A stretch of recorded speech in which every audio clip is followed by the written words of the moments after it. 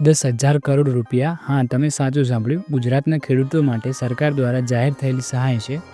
પણ એક સવાલ છે, આ રકમ ખરેખર ખેડૂતો સુધી પહોંચે છે કે માત્ર આંકડાની રમત છે? આવી મોટી રકમ સાંભળી અને તમને બધાને ગર્વ થશે, પણ શું તમે જાણો છો કે 10,000 કરોડનો હિસાબ શું છે? કેટલા ખેડૂતો છે? એક ખેડૂત પાછળ કેટલા રૂપિયા મળશે? ચાલો આજે આપણે સંપૂર્ણ ગણતરી કરીએ એકદમ સરળ ભાષામાં। સૌપ્રથમ વાત કરીએ તો 1 કરોડ એટલે 100 લાખ રૂપિયા થયા, તો 10,000 કરોડ એટલે કેટલા થયા? 10 લાખ કરોડ।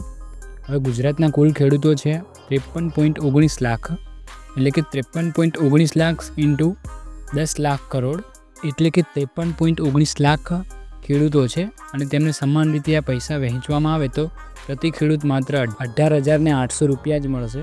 હવે વિચાર કરો, 18,800માં શું થાય?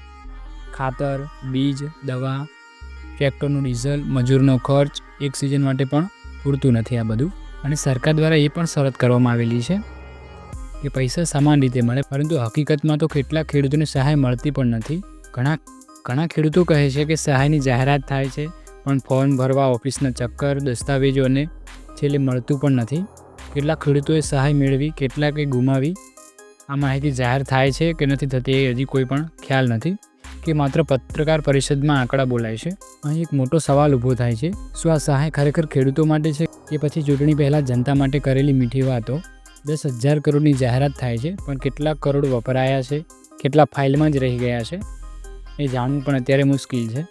અમે કેટલાક ખેડૂતો સાથે વાત કરી, કોઈક કહે કે મને તો સહાય મળતી જ નથી, તો કોઈક કહે છે કે ફોર્મ ભર્યું પણ કોઈ જવાબ નથી મળ્યો, અને કોઈ કહે છે મને મળ્યું પણ 5,000 જ મળ્યા, તો 8,000 ગયા ક્યાં? તો આ 10,000 કરોડ ગયા ક્યાં? શું આ માત્ર ગણતરી છે કે પછી હકીકત?